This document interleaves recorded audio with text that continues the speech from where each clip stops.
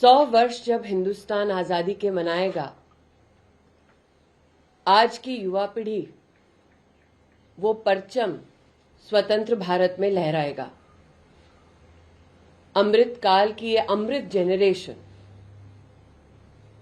किस बुलंद नींव पर 100 वर्ष आजादी के मनाएगा, आज उसी बुलंद नींव के कुछ उदाहरण आपके सम्मुख प्रस्तुत करना चाहती हूं।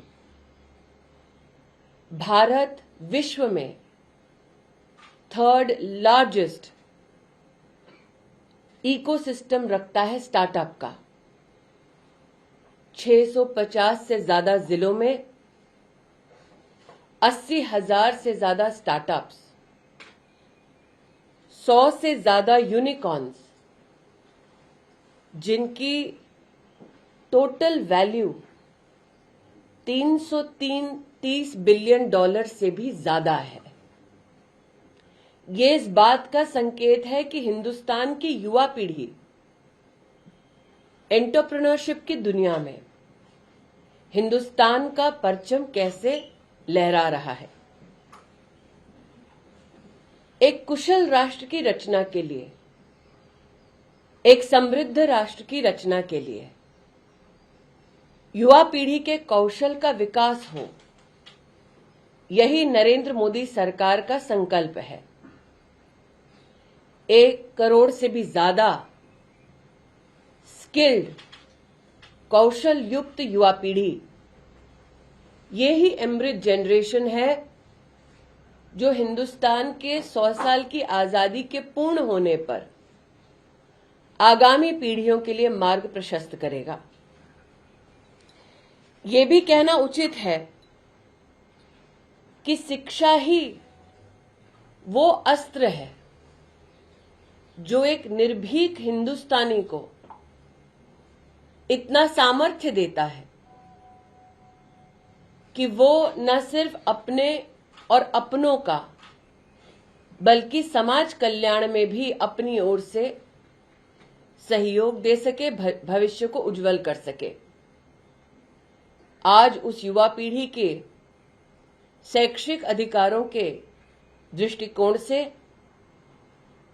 भारत सरकार द्वारा संचालित नई शिक्षा नीति अपने आप में इस बात का प्रमाण है कि विविध भारतीय भाषाओं में हमारे देश का गौरव हमारी नौजवान पीढ़ी को, चाहे वो जेंडर इंक्लूजन फंड हो, चाहे वो साइंस और टेक्नोलॉजी हो, चाहे वो मेडिकल एजुकेशन हो, चाहे 7 से ज्यादा IIT IIMs का स्थापना हो, अथवा मेडिकल कॉलेजेस की संख्या का बढ़कर 22 हो जाना हो, ये इस बात का संकेत है कि भारत सरकार, मोदी सरकार अमृत जेनरेशन के शैक्षिक अधिकारों के संरक्षण के लिए, वृद्धि के लिए किस तरह से समर्पित है।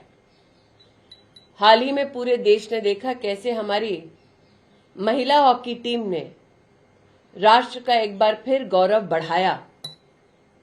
प्रधानमंत्री नरेंद्र भाई मोदी ने देश भर में 1000 से ज्यादा खेलो इंडिया सेंटर्स की स्थापना के माध्यम से स्पोर्ट्स के इस कौशल को आगे बढ़ाने में अभूतपूर्व योगदान दिया है।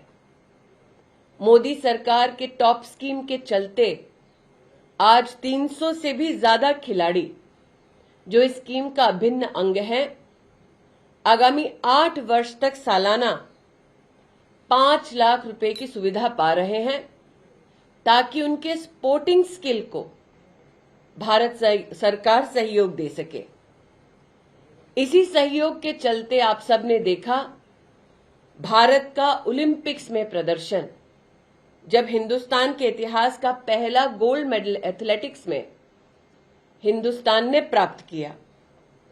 मात्र यही नहीं बल्कि पैरा ओलंपिक्स में 19 मेडल्स इस बात का संकेत है कि हमारे दिव्यांग नौजवान भी अपने हुनर को प्रस्तुत करके राष्ट्र का सम्मान बढ़ा सकते हैं।